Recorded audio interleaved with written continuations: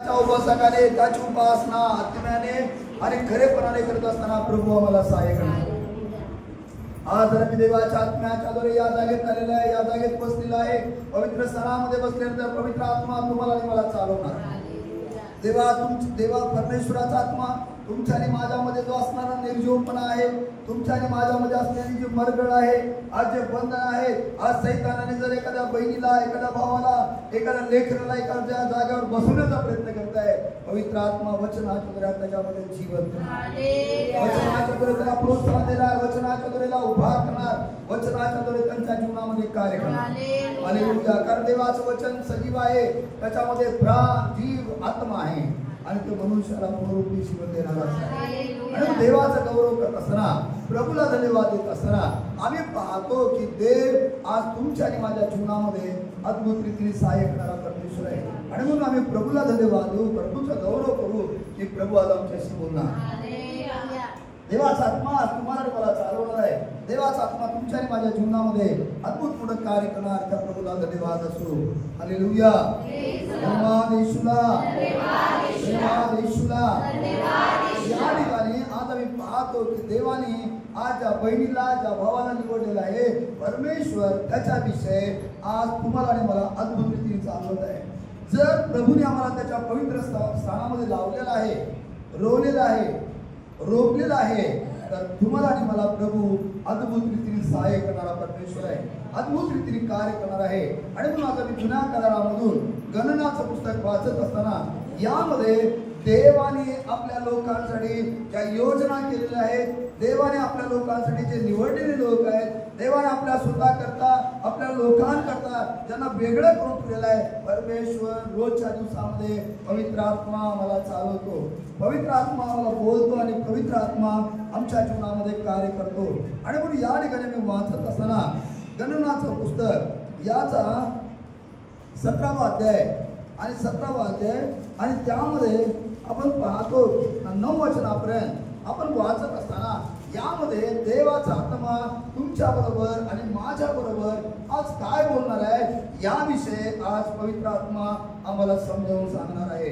प्रभूचं वचन विश्वासने आहे. काय म्हणते पहा, गणनाचं पुस्तक 17वा अध्याय 1 पासून 9 वचनापर्यंत आपण वाचत आहोत. परमेश्वर मोशेला म्हणाला, परमेश्वर मोशेला, निवडलेल्या माणसाला परमेश्वर बोलतो. लक्षात ठेवा, सगळ्यात पहिली गोष्ट परमेश्वर, बाकी दुसऱ्या असेल कोणासाठी बोलत. देवाचं वचन बायबल सांगतं, देवाचं वचन आम्ही वाचत असताना प्रार्थना करणं म्हणजे देवासाठी बोलणं. दुर्जनाचं बोलणं, दुर्जनाची प्रार्थना परमेश्वराला कशी आहे, वीट आणणारी आहे, न आवडणारी आहे. आणि म्हणून परमेश्वर ज्याला निवडतो, ज्याला परमेश्वर पाचारण करतो, ज्याला परमेश्वर बोलवतो, आपल्या सेवेसाठी उभारतो, परमेश्वर त्याला बोलतो, परमेश्वर त्याला म्हणतो, परमेश्वर त्याला सांगतो. आणि मग प्रभूचं वचन वाचत असताना सुरुवातीला आम्ही ऐकतो आणि त्याबरोबर त्या ठिकाणी परमेश्वर कुणाबरोबर बोलत आहे, ज्याला त्यांनी निवडलेलं आहे, ज्याला त्यांनी वेगळं केलेलं आहे, ज्याला त्या झुडपामधून ज्याला दर्शन दिलेलं आहे, त्या मोशेला परमेश्वर म्हणत आहे. परमेश्वर मोशेला म्हणाला, इस्रायल लोकांशी बोल, इस्रायल लोकांशी बोल.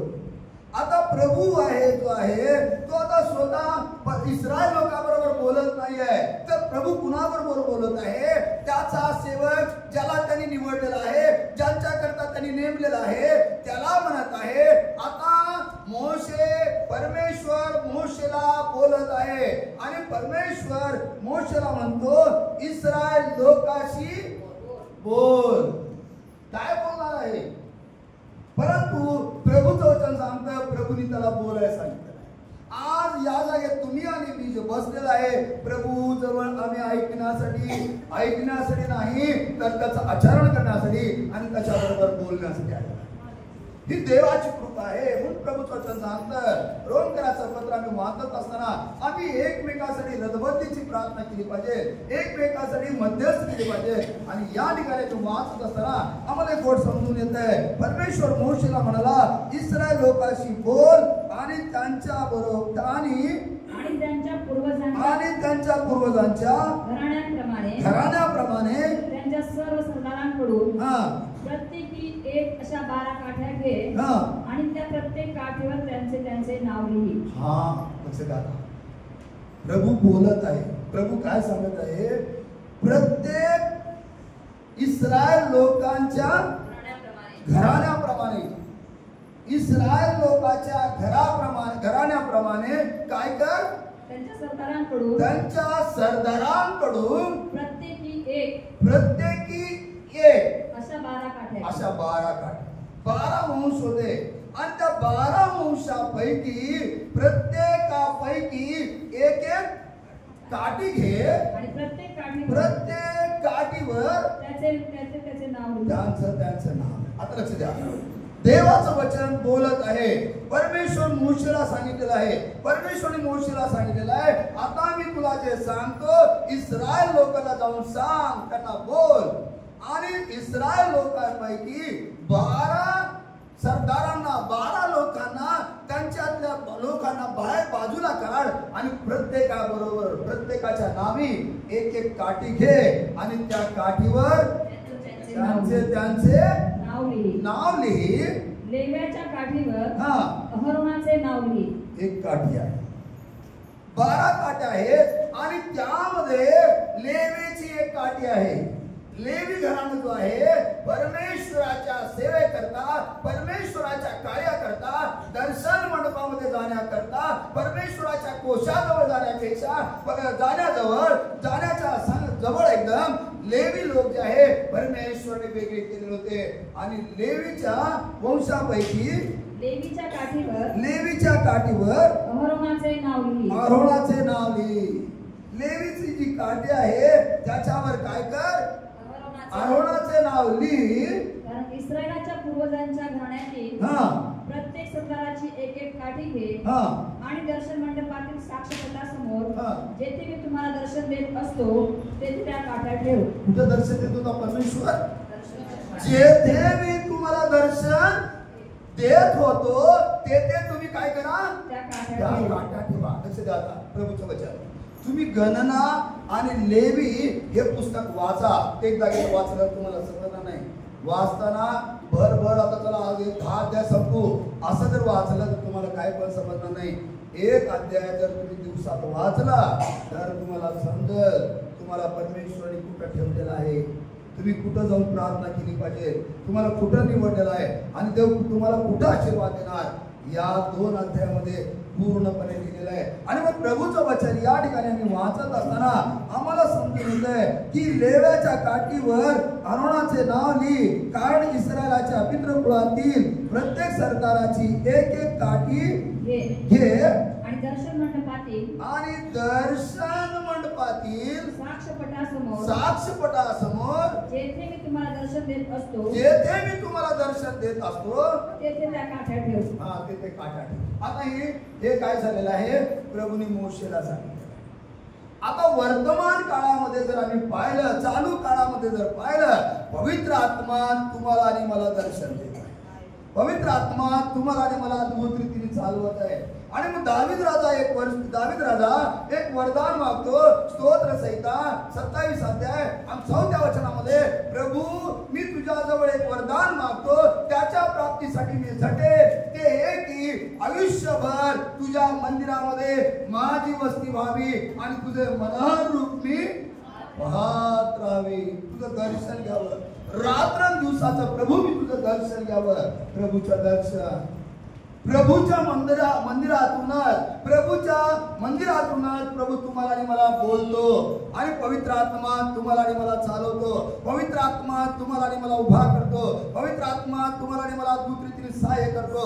आणि मग प्रभूचं वचन बायबल सांगतं, ज्या ठिकाणी मी तुम्हाला दर्शन देतो त्या ठिकाणी त्या काठ्या ठेव. आता दर्शन कुठे देतं?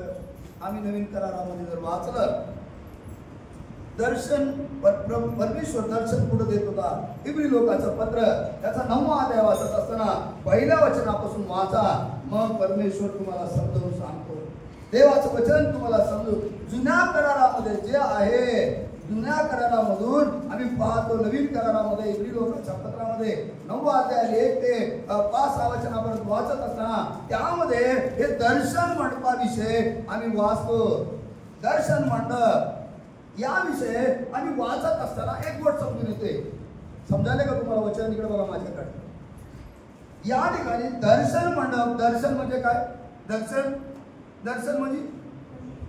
म्हणजे पाहणं, दर्शन घेणं, पाहणं, प्रभूचं दर्शन, प्रभूला पाहणे, प्रभू संगीत बोलणं.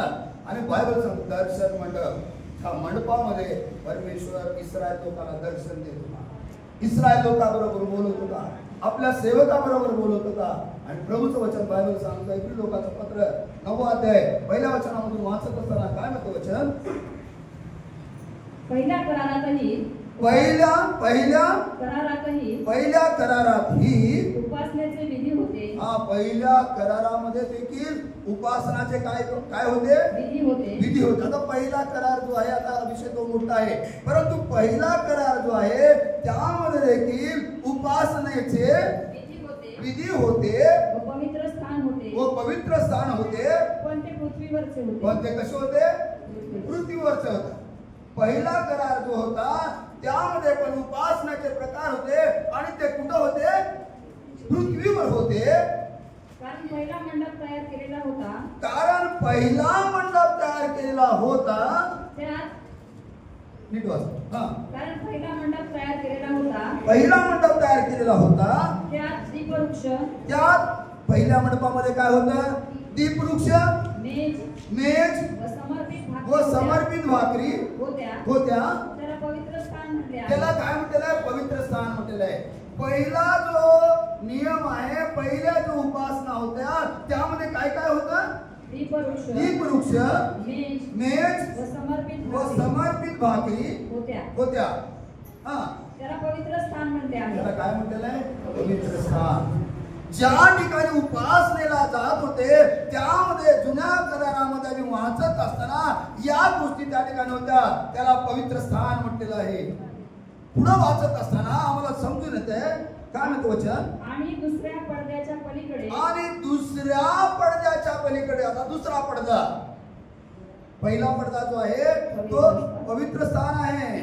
दुसऱ्या पडद्याच्या पलीकडे परम पवित्र स्थान म्हटले आहे.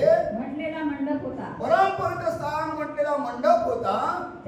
त्यात सोन्याचे धुपाटणे, त्यामध्ये सोन्याचे धुपाटणे, सोन्याने चौबाजूने मढवलेला कराराचा कोश होता.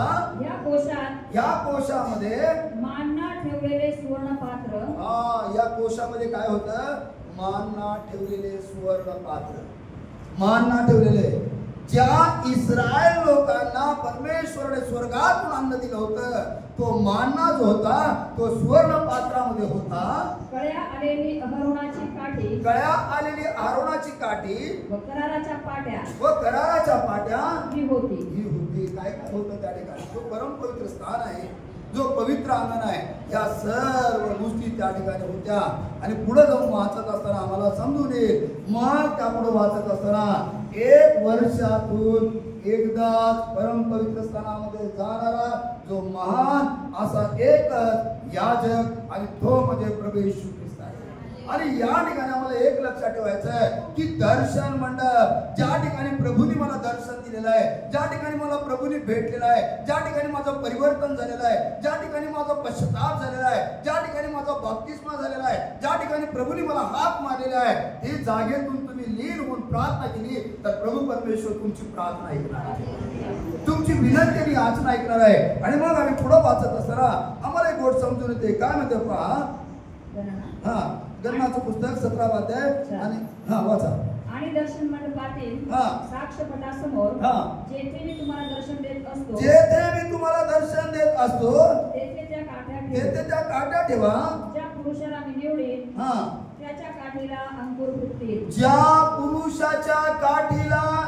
पुरुषाला निवडल, ज्या पुरुषाला मी विभक्त करील, वेगळं करील, त्याच्या काठीला काय होईल? अंकुर फुटेल. इस्रायल लोक तुमच्या विरुद्ध कुरकुर करीत आहेत, ते त्यांचे कुरकुरणे मी अशा रीतीने बंद करेन. बघा, इस्रायल लोकांमध्ये तुमच्या विषय म्हणजे सेवकाविषयी, देवाच्या निवडलेल्या लोकांविषयी कुरकुर चालू होते.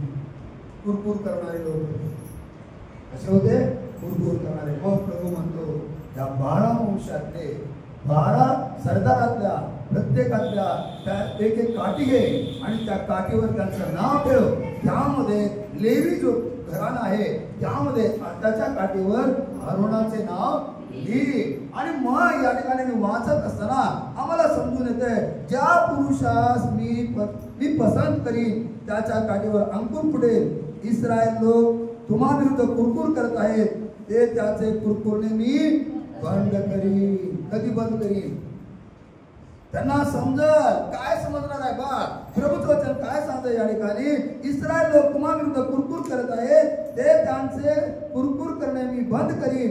मोशेने इस्रायल लोकांस ही गोष्ट सांगितली व त्यांच्या सर्व सरदारांनी आपापल्या पितृकुळाप्रमाणे प्रत्येकाप्रमाणे एक एक काठी अशा एकंदर 12 काठ्या दिला. या काठ्यात अरोनाची काठी होती. या 12 काठ्यामध्ये अरोनाची काठी होती. आता लक्ष द्या, देवाचं वचन आमच्याशी बोलत आहे. आज तुम्हाला अनेक बहिणीला वाटत असेल, अनेक भावांना वाटत असेल, या ठिकाणी सुनीतल वचन सांगत आहे, तेलविना सांगत आहे, जीवन भाऊ सांगत आहे, सुष्मिता सांगत आहे, स्नेहा सांगत आहे, दुसऱ्या बहिणी सांगत आहे. एवढंच. मग आम्हाला निवडलं नाही का? आम्हाला निवडलं नाही का? देवाने तुम्हाला पण निवडलेलं आहे. देवाने तुम्हाला पण उभा केलेला आहे. त्या काठीवर तुमचं पण नाव आहे. आज आमचं जे शरीररूपी जे मंडप आहे यावर परमेश्वराने आपलं नाव कोरलेलं आहे. आम्हाला परमेश्वराने उभं केलेलं आहे. आणि प्रभूने सांगितलं त्याला कुठं ठेव? कुठं ठेव? दर्शन मंडपामध्ये. आज तुम्हाला आणि मला प्रभूने दर्शन मंडपामध्ये ठेवलेलं आहे. ज्या ठिकाणी प्रभूचं दर्शन झालेलं आहे, ज्या ठिकाणी प्रभूने आम्हाला हाक मारलेला आहे, प्रभूचं वचन सांगतं. या ठिकाणी आम्ही वाचत असताना आम्हाला समजून येत आहे, आपापल्या पितृ कुळाप्रमाणे प्रत्येका मागे एक एक काठी अशा एकंदर 12 काठ्या दिल्या. या काठ्यामध्ये अरोनाची काठी होती. या काठ्या मोशेने आज्ञापठाच्या तंबूस परमेश्वरापुढे ठेवल्या. देवाचं वचन आम्ही वाचत असताना, ऐकत असताना ज्या काठ्या आहेत, आता काठी म्हटल्यानंतर तुम्हाला आणि मला समजून यायला काय आहे. काठी म्हणलं तर काय आहे? काठी म्हणलं तर बघा, तुम्ही एक तुमच्यासमोर एक काठी आणा, एक काठी आणा. ते काठी जर तुम्ही पाहिलं, ते काठी तुम्ही नेऊन तुमच्या दारासमोर किंवा जिथं चांगलं सुपीक जमीन आहे ती काठी नेऊन लावा, पेरा. त्या काठीला फुलोरा फुटल का? काठीला फुलोरा फुटल? काठी आता ही काय झालेली आहे? काठी म्हटलं तर काय झालेलं आहे? त्याच्यामध्ये निर्जीवपणा आहे. काठी म्हटल्यानंतर झाड आणि काठी. आम्ही जर विचार केला, काठी म्हटल्यानंतर त्यामध्ये एक निर्जीवपणा आहे, संपलेलं जीवन आहे, कुरकुर करणारं जीवन आहे, परमेश्वराच्या समक्षतेपासून लांब गेलेलं जीवन आहे, परमेश्वराच्या अंगणापासून दूर गेलेलं असं जीवन आमचं आहे. परंतु प्रभूचं वचन या ठिकाणी आम्ही वाचत असताना एक आम्हाला समजून येते, या काठ्यामध्ये अरोनाची पण काठी होती. आता काठीला, निर्जीव वस्तूला, निर्जीव गोष्टीला बायबल सांगतं परमेश्वराच्या दर्शन मंडपासमोर काय केलेलं आहे? आणून ठेवलेलं आहे. वाचा. दुसऱ्या दिवशी मोशे साक्षपटाच्या तंबूत गेला. आम्ही पाहिलेलं आहे परमेश्वरासमोर त्या आणून ठेवल्या. आणि दुसऱ्या दिवशी मोशे साक्षपटाच्या तंबूत गेला. दुसऱ्या दिवशी मोशे साक्षपटाच्या तंबूमध्ये गेला.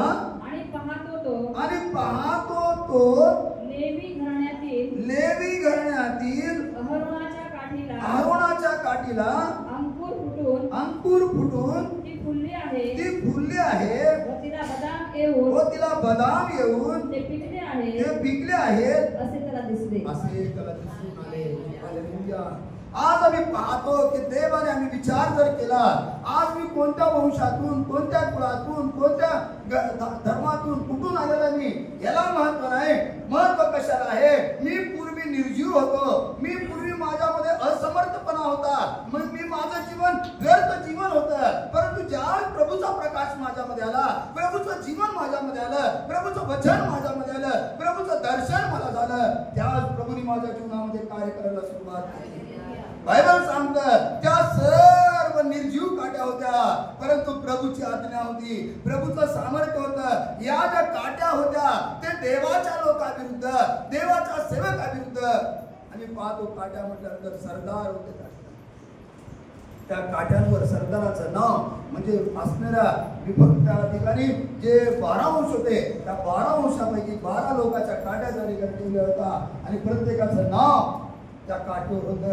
आणि आम्ही पाहिलं त्या ज्या काट्या आहेत दर्शन मंडपामध्ये, ज्या ठिकाणी दर्शन आहे, ज्या ठिकाणी प्रभूचं पाचारण आहे, त्या ठिकाणी ठेवलेले आहेत. आणि बायबल सांगतं सकाळचा समय झालेला आहे, सकाळचा समय झालेला आहे. जर आम्ही ओवी बायबल वाचलं तर त्यामध्ये आम्ही वाचतो दुसऱ्या दिवशी सकाळी मोशे आज्ञापडाच्या तंबूत गेला आणि पाहतो तो लेवी घराण्याच्या काठीला अंकुर फुटलेला आहे. ज्यांना देवाने पाचारण केलेलं आहे, मनुष्याने निवडलं, हे मनुष्याने निवडलं तर तो मनुष्य संपणार, खलास संपणार, त्याचं जीवन त्या ठिकाणी तो प्रभूचं कार्य करू शकत नाही. का त्याला मनुष्याने उभा केलेलं असतं, देवाने ज्याला उभा केलेलं असतं. बायबल सांगतं परमेश्वर त्याच्याकडनं काम करतो. आणि मग प्रभूचं वचन या ठिकाणी तो वाचत असताना आम्ही पाहतो की आज्ञापडाच्या तंबूत गेला असता पाहतो तो लेवी घराण्यातील अरुणाच्या काठीस अंकुर फुटलेला असून त्या ठिकाणी निर्जीव वस्तू होती.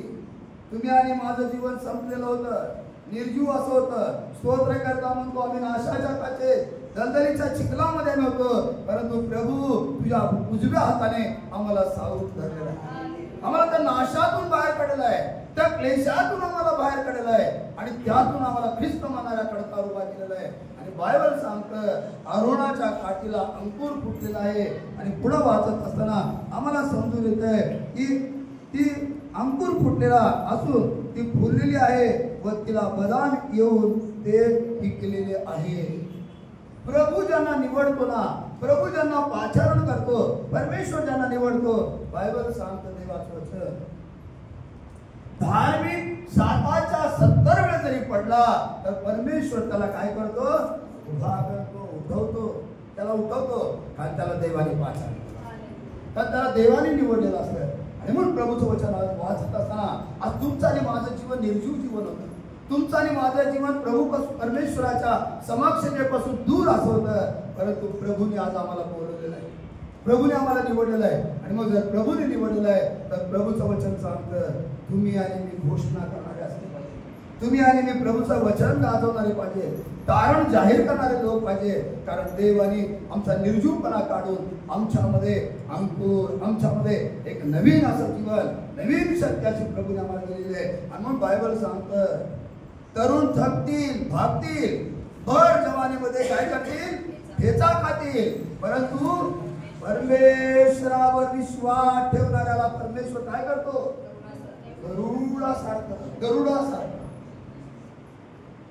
गरुडासारखं शक्ती संपादन करतो. का तर प्रभूने निवडलेलं आहे. आमचं वय किती झालेलं आहे, आम्ही कुठं आहे, आम्ही कसं आहे, कोणत्या अवस्थेत आहे याला महत्व नाही. प्रभूने मला उभा केलेला आहे, प्रभूने मला त्याच्या सेवेमध्ये, प्रभूने मला त्याच्या कार्यासाठी उभा केलेला आहे. तर आम्ही प्रभूला धन्यवाद दिला, आम्ही प्रभूला धन्यवाद दिला पाहिजे. आणि मग प्यानो देवाचा गौरव करा. आज हे वचन का आमच्यामध्ये जो निर्जीवपणा आमच्यामध्ये आम्ही पाहतो, जर आमच्यामध्ये मरगळ आलेले, नको आज प्रार्थनेला, नको आज जायला चर्चला, उद्या जाऊ, थोड्या वेळानं जाऊ, जरा नंतर जाऊ, मग नंतर शेवटला जाऊ, आपण हात ठेवून प्रार्थना नाही. बायबल सांगतं देवाचं वचन पवित्र स्थानाकडे जात असताना देवाचं वचन स्तोत्र संहिता 122 मध्ये होतंय, ते मला म्हणाले आपण प्रभूच्या पवित्र स्थानामध्ये जाऊ, पवित्र स्थानाकडे जाऊ. तेव्हा मला आनंद झाला. का पवित्र स्थानातूनच मला दर्शन आहे, पवित्र स्थानातून माझी निवड आहे, पवित्र स्थानातून मला परमेश्वर आशीर्वाद देणार आहे. आणि मग स्तोत्र करता म्हणतो मी तुम्हाला पवित्र स्थानातून आशीर्वाद. आज देवाचं वचन विश्वास आहे. आज जर देवाने तुम्हाला आणि मला दर्शन दिलेलं आहे प्यानो, आमच्यामध्ये एक सजीवपणा पाहिजे, आमच्यामध्ये एक सजीवपणा पाहिजे. आम्ही फळ देणारं झाड असलं पाहिजे. आणि या ठिकाणी निर्जीव असणारी काठी, त्या ठिकाणी काठीला महत्व नाही, त्या काठीवर असलेलं जे नाव आहे त्या नावाला महत्व आहे. आज प्रभूचं वचन सांगतं, प्रभूचं वचन म्हणतंय मी तुला आपल्या तळ हातावर काय केलेलं आहे? कोरून ठेवलेलं आहे. प्रभूने आज त्याच्या तळ हातावर माझं नाव कोरलेलं आहे. मग मंडळीमध्ये बहिणींचं नाव कोरलेलं आहे का? भावाचं नाव कोरलेलं आहे? जर प्रभूच्या हातावर आमचं नाव कोरलेलं आहे तर प्रभूचं वचन बायबल सांगतं तो आम्हाला उभा करणारा परमेश्वर आहे, तो आम्हाला चालवणारा परमेश्वर आहे. जर दर्शन मंडपामध्ये एक दिवस ठेवलेला आहे, रातोरात जर त्याला अंकुर पडत आहे आणि ते फुलोरा आलेलं आहे, त्याला बदाम आलेला आहे आणि जर ते जर पिकत आहे, परमेश्वर त्या निर्जीव वस्तूला जर उभा करतो तर परमेश्वर तुम्ही आणि मी तर किती विशेष करून त्याच्या हाताचे हस्तकृती आहे. आम्हाला किती विशेष करून तो आशीर्वाद. आम्ही बायबल सांगतं तुम्ही तुमच्या मुलाने जर मासा मागितला तर त्याला तुम्ही साप देईल का? जर त्याने अंड मागितलं तर आम्ही त्याला चव देईल का? आमचा सूर्य पिता तर आम्हाला विशेष करून किती पवित्र आत्मा. या दिवसामध्ये तुम्हाला आणि मला पवित्र आत्म्याने चालवणं खूप महत्वाचं आहे. आम्ही पाहतो कोरोनाचा काळ गेलेला आहे. एक साधं तुम्हाला आणि मला झलक आहे ती एक ट्रेलर आहे फक्त. अजून भयानक गोष्टी आहेत, त्याच्यापेक्षा भयानक आजार येणार आहे, त्याच्यापेक्षा भयानक मरी येणार आहे, भयानक असं संकट येणार आहे. हे एक फक्त काय होत आहे? एक ट्रेलर, एक फक्त आम्हाला झलक दाखवली प्रभूंनी. यातच आम्ही उभारलं पाहिजे, यातच आम्ही सावध असलं पाहिजे. आम्ही प्रभूच्या मंदिरामध्ये नम्र होणं महत्वाची गोष्ट आहे. प्रभूच्या मंदिरामध्ये येऊन आम्ही त्याला प्रभूला म्हटलं पाहिजे, देवा आज मला ज्या कार्यासाठी तू निवडलेला आहे, आज ज्या कार्यासाठी मला तू आशीर्वादित केलेला आहे, मी निर्जीव असा व्यक्ती होतो, मी निर्जीव अशी बहीण होते, पण प्रभू आज माझ्यामध्ये जो सजीवपणा आहे ते तुझ्या सेवेकरता असावा, तुझ्या कार्याकरता असायला पाहिजे. आणि मग प्रियानो आज आम्ही पाहतो प्रभूच्या वचनामध्ये आम्ही वाचत असताना आम्हाला समजून येत आहे की प्रभू किती महान आहे आणि प्रभूचं सामर्थ्य किती महान आहे. आम्ही एक शेवटचं वचन वाचू, त्यात 9वं वचन काय म्हणते पहा. तेव्हा मोशेने त्या सर्व काठ्या परमेश्वरासमोरून काढून इस्रायल लोकांकडे नेल्या. प्रत्येकाने आपापली काठी पाहून ती काढून घेतली. परमेश्वर मोशेला म्हणाला, अहरोनाची काठी साक्षपटासमोर परत ठेवून दे. त्या बंडखोरांना ती चिन्ह म्हणून ठेवावी. अशाने ते माझ्या विरुद्ध जी कुरकुर करीत आहेत ती तू बंद करशील, म्हणजे ते मरावायचे नाही. Hallelujah, hallelujah. देवासमोर तुम्ही आणि मी एक साक्ष म्हणून उभा आहे. देवाने आम्हाला पवित्र स्थानामध्ये उभा केलेला आहे का? एक साक्ष म्हणून उभा केलेला आहे. ज्या वेळेस तुमच्याकडे पाहून लोक म्हणतील हे अरुणाची काठी आहे आणि त्यांनी जो बंड पुकारलेला आहे त्यांना ती साक्ष होईल आणि मरणापासून ते वाचतील. जे मरण आहे ते मरण म्हणजे साधं मरण आहे, भयानक असं मरण. बायबल सांगतं पापाचं वेतन काय आहे? मरण आहे. पापाचं वेतन मरण आहे. बायबल सांगते या ठिकाणी मी वाचत असताना, आणि आता समोर परत ठेवून दे. या बंडखोरास ती चिन्ह म्हणून ठेवावी. आशाने ते मज विरुद्ध कुरकुर करीत आहे, ती बंद करशील, म्हणजे ते मरावायचे. कुरकुर करणं बंद करतील तेव्हा ते मरावायचे. बघा तुम्ही, इस्रायल लोक प्रत्येक गोष्टीविषयी परमेश्वरासमोर कुरकुर करायचे, परमेश्वरासमोर कुरकुर करायचे.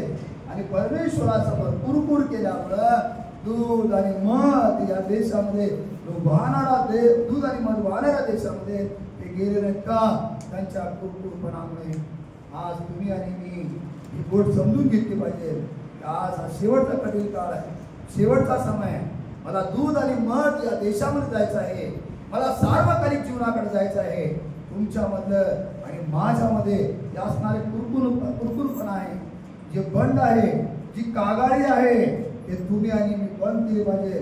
म्हणजे पवित्र आत्मा तुम्हाला आणि मला या कठीण दिवसामध्ये त्याच्या पवित्र स्थानामध्ये त्याच्या सार्वकालिक जीवनाच्या ठिकाणी तुम्हाला आणि मला घेऊन जाणार आहे. आणि म्हणून आज मी निर्जीव होते. देवा तू मला फुलोरा आणलेला आहे, तू माझ्यामध्ये सजीवपणा आणलेला आहे आणि तू मला फळ देणारं झाड केलेलं आहे. याबद्दल प्रभू मी तुझे धन्यवाद करतो. आणि जेव्हा त्या गोष्टी पूर्ण आणतो तुला आणि आपलं जीवन समर्पित करणार. प्रभू तुम्हाला आणि मला आशीर्वाद देणार. या वचनाच्या द्वारे प्रभू तुम्हाला आणि मला चालवणार आहे. आणि म्हणून आज आम्ही प्रभूला धन्यवाद दिला पाहिजे.